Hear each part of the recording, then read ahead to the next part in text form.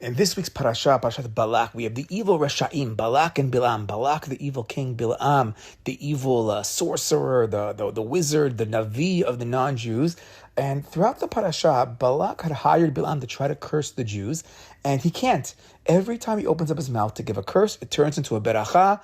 Bilam has no koach. But at the very end of the parasha, we have a terrible sin of the Jewish people. We have the Jewish men sinning with the Moabite women, with the Midianite women, which eventually is going to lead to Avodah Zarah, the terrible Avodah Zarah of Baal Peor, one of the worst Avodah Zarahs where the actual worship is defecating in front of the gods. It's a really terrible Avodah Zarah with znut, and it ends off with ultimately having to have Pinchas step it up and save the day by killing the head of the tribe of Shimon. Really a terrible thing taking place at the end of the parasha.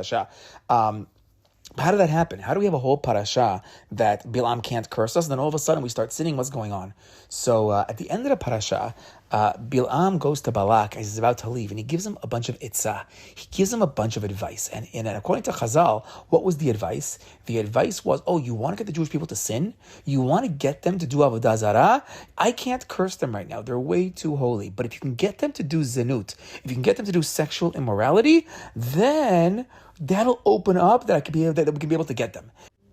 And the Gemara in Sanhedrin, this is Daf Kuf Vav Amud Aleph, expounds on this advice. Says the Gemara on the pasuk, "Hineni olech la'ami." Bilam says, "I'm going back to my nation." Lecha yatzecha asher yasebam ha'am hazeh la'amecha. Says our pasuk in our parasha. He says, "I'm going back to my people. Let me give you a little bit of advice. I'm going to advise you how to get these people, what you should do to these Jewish people." And it goes on to explain. Amar lam, he tells them, says Bilam, "Eloheim shel elu soneh zimahu." The God of these people, the God of the Jewish people, he hates zimah. He hates lewdness. He hates arayot. He hates sexual immorality. Behem mitavim leklei pishtan.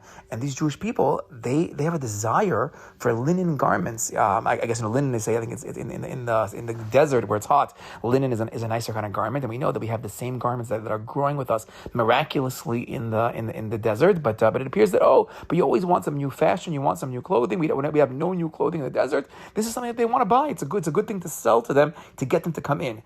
Bo v'asiyacha etzah. So says Bilam, let me come and give you some good advice. He says as follows: Aseh lahen kelaim.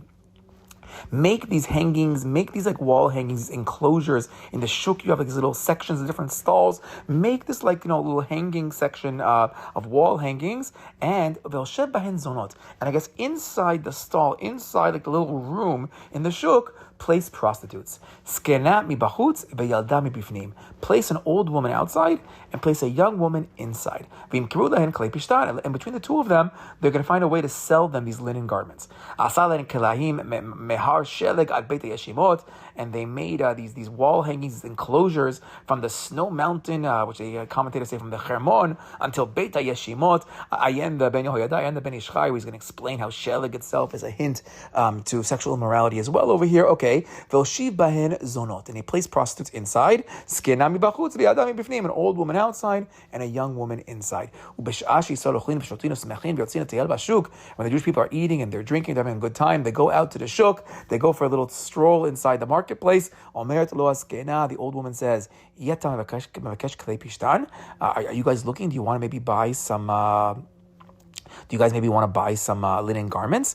And he'd go and he'd enter into the particular enclosure, into the particular part of the shuk, skena omeret lo b'shaveh, and the old woman would quote for him a price that was equal to its value. Ve'yalda omeret lo b'pachot, and the woman would say a lower price, and this would repeat itself over and over again. And it says. This goes back and forth, meaning they're haggling on the price by making it lower, trying to lure the guy deeper into the enclosure, into the closed part of the store. And then afterwards he would say to him, you know what? You're like a member of this household. Go pick whichever one you like. Take the best. Which shirt do you want? Which pants? You go take whatever you like. And there will be a jug of Ammonite wine, of his non-Jewish wine, will be placed right near her. And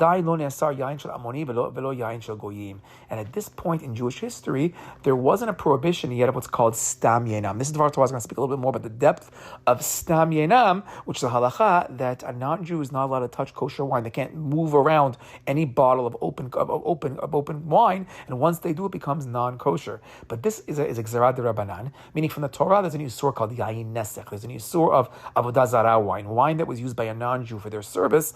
That would make it Avodah Zarah wine, and you can't touch that wine. That's Asur Min HaTorah Avodah Zarah. But the rabbis made a decree called Stam Yenam, which they made it similar to Yayin Nesech, similar to the Avodah Zarah wine, which says that a non-Jew can't take wine that's we're talking about non-cooked, not Yayin Mebushal, there's leniency for Yayin Mebushal, but they can't take regular wine that's kosher, and once they move it around an open bottle, it becomes not kosher. Part of the reason we're going to see in a second is because of leading towards mixed marriages. Part of it has to do with Avodah Zarah as well, but part of it has to do with these sexual immorality that takes place with the non-Jewish women. Amralo. Said the woman to her, she says, do you want a cup of wine? Here, you're coming to my store, take something to drink. So you walk into Shuk Machane Yehuda today in Israel, and they have all these people selling you these teas. Like, please, try one cup. And the second you try one cup, you end up spending 1,000 shekels on tea that you never wanted to buy. These people know how to make a good sale. But here, it's like, oh yeah, come, look at her clothes, have a good time. Here, take a cup of coffee, take a cup of wine. Kevan sheshata ba'arbo. Once he drank the wine gets in, the romantic alcohol gets into him, and at that point, the evil inclination, the Yetzer Hara, the desire burns within him. Ba'arbo. He got now excited. Amarla. He said to her, Ishma'eni li.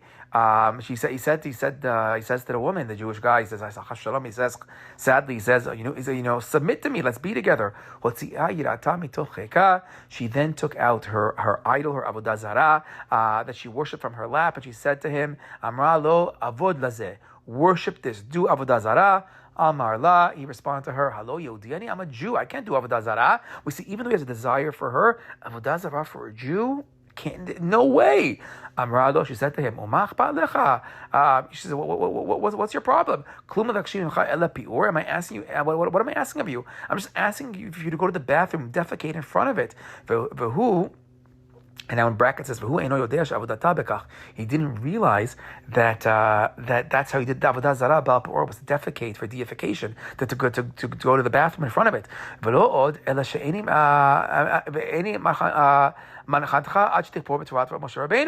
And she said to him also that I'm not going to leave you until you deny the Torah of Moshe Rabbeinu, your rabbi. As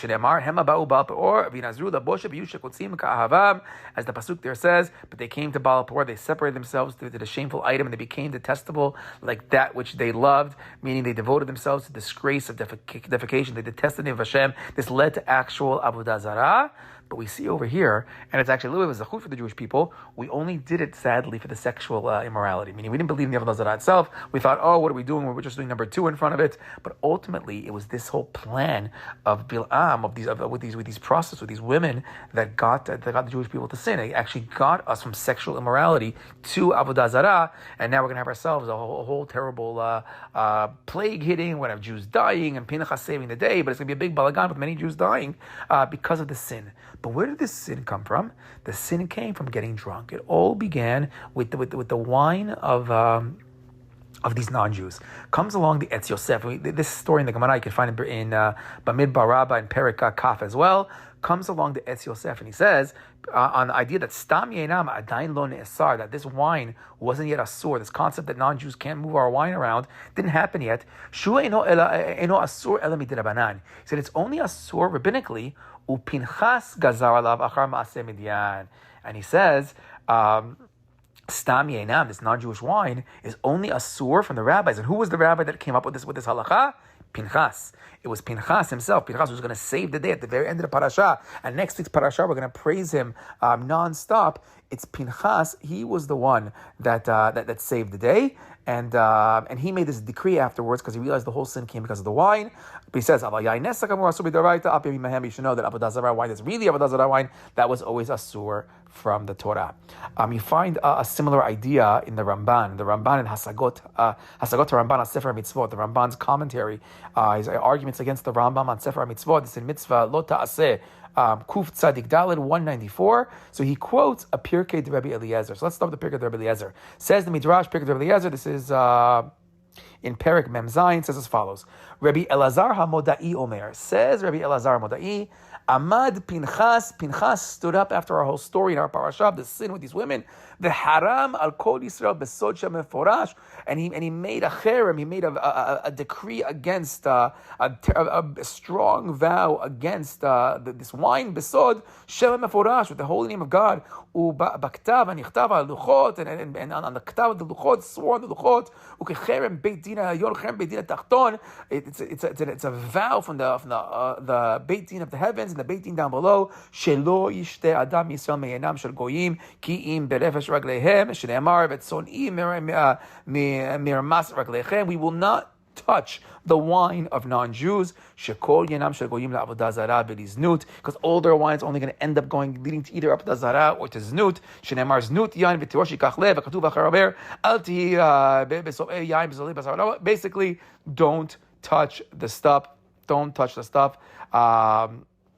Unless it's been trodden by their feet, unless people have stepped on their wine, and no way we don't take the wine that they value and drink with them, because it only leads to terrible, terrible things. Okay, so that's the midrash. So basically, our parasha is the source for the rabbinic decree of stam yenam, that a non-Jew can't touch the wine. The Ramban actually adds in the Ramban's commentary, the Nachmanides. So he says, even though that he brings down this midrash, he says, but still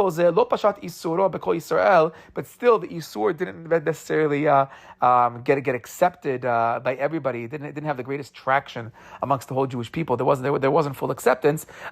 Daniel, until Daniel came along, and the Navi Daniel, the Gazar, and he made Gzera. V'talmidei Shammai v'Hillel, and then we have to fast forward even more to the students of Shammai and Hillel. V'ishlimu isur b'shtiya v'hana'ah keyayin shenit nasech mamash, and they turned it into a full rabbinic decree that you can't drink it and get any benefit, as if it was yayin nesech mamash, as if it was avodah zarah mamash, avodah zarah wine mamash. Okay, that is the Ramban. Okay.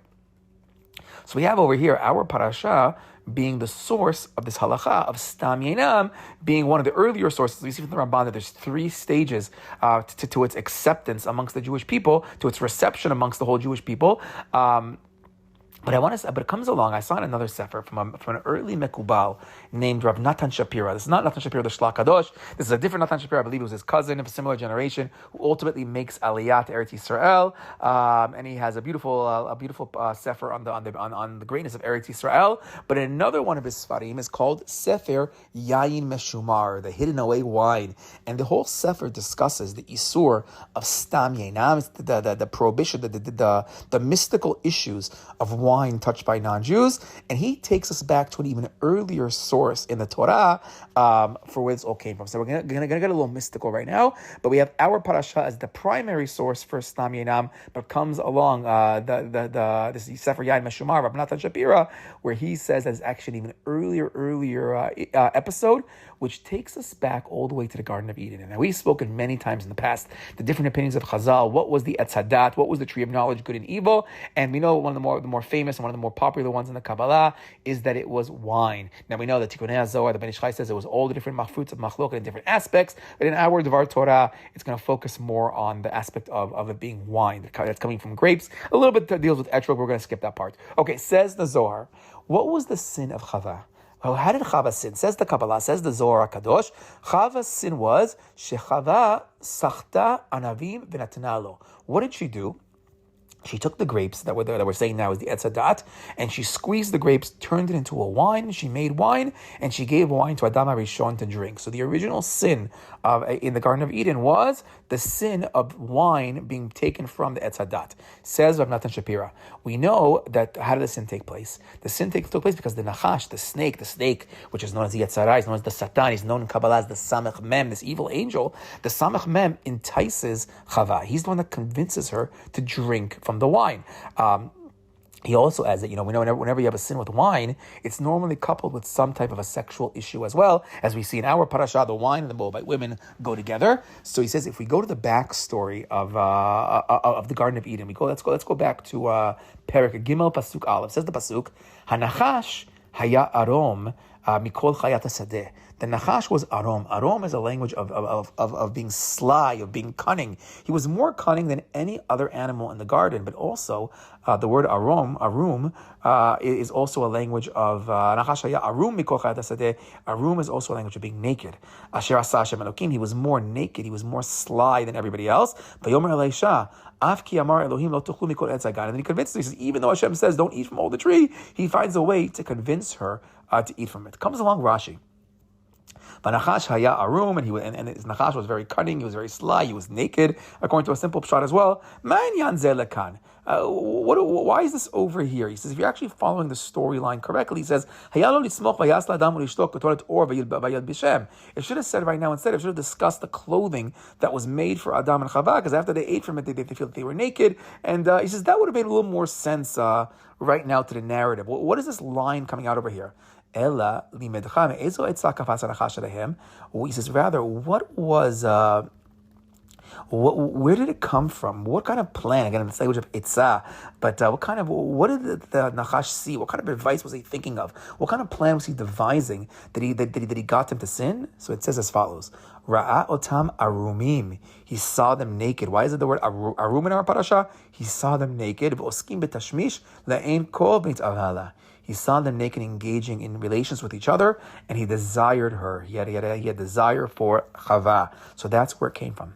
Says Rav Natan Shapira, the Nachash, the Samach Mem, saw Adam and Eve together, but he realized something was off. He realized there was something wrong with what they were doing right now. They were doing it out in the open. They didn't have any shame. We spoke in the past ideas that they were so innocent back then. They were so tamim. They didn't have any desires like this yet. They didn't even realize they were naked, or they didn't realize what it meant, or maybe that type of Yetzer Hara, or that type of shame that we have right now is only post Yetzer Hara being inside of us, only post us realizing what desire is, what physical desire is. They were so spiritual. It was something just so natural. But something was wrong over here, says Rav Shapira, because he says, really, they shouldn't have been together yet. They shouldn't have been together because it wasn't Shabbat yet. The proper time for the zivug is Friday night on Shabbat, not Friday day. They got together, Adam and Eve, too early. And he relates this to the drinking from the wine of the Etz Hadat, that also was done too early, meaning that wine was supposed to be Kiddush. That's a wine we were supposed to drink on Friday night. On Shabbat, make Kiddush on the wine of the Etz Hadat. And then he says it would have been mutar, because he says there would have been some kind of a mystical zivug, a mystical union between the Etz Hadat and the Etz HaChaim, and the Etz Hadat would have been elevated on Shabbat. Shabbat is Me'en Olam Haba. Shabbat is such a pure and holy day that on Shabbat it would have no longer been an Etz Hadat Tov Vara, it would have only been an Etz Hadat of Tov. It would have only been good. The Ra would have been removed by the time Shabbat came in. The Kiddushah of Shabbat would have koshered up the Etz Hadat, and it would have been Etz HaTov, Etz Hadat Tov, equal to the Etz HaChaim. There would have been some kind of a union between the two, and that would have been the Kiddush we would have drunk on Friday night. And the mistake was they got together too early, and the mistake was they drank too early. And by drinking too early, they were drinking wine in an aspect of chol, in an aspect of weekday, and not an aspect of kadosh. It wasn't Kiddush, it wasn't holy. Okay. And he says, we actually have a beautiful diuk, if you want to look at when Hashem commanded Adam earlier on. He says, Ume'etz hadat tov vara lo tochal mimenu. Don't eat from it, don't draw, in our case, don't drink from it. Ki beyom achalecha mimenu motamut, because the day that you're gonna eat from it, you're gonna die. He says, what does it say? It says, Ki bayom, in the day. It's dafka if you eat it in the day, but if you would just wait until Friday night, it would be mutar, it wouldn't be a sin. So therefore, a double mistake is happening right here. They're drinking the wine too early, and also the zivug, the coming together of Adam and Eve, is also taking place too early. It all took place before Shabbat, and that was the real sin. And then he expands upon the Chazal. He says, how did the snake trick Chava? So how did he get her to actually do it? So Chava made a mistake. When it came to the prohibition, the isur of Etz Hadat, she tells the snake, "Mipriya etz asher betoch hagan amar Elohim lo tochlu mimenu velo tigu bo pen temutun." From the fruit of the tree that's in the middle of the garden, i.e. the Etz Hadat, God said, don't eat from it, don't touch it, because then lest you're going to die, then you can die. So she told the snake, not only am I not allowed to eat it, but I'm not allowed to touch it either.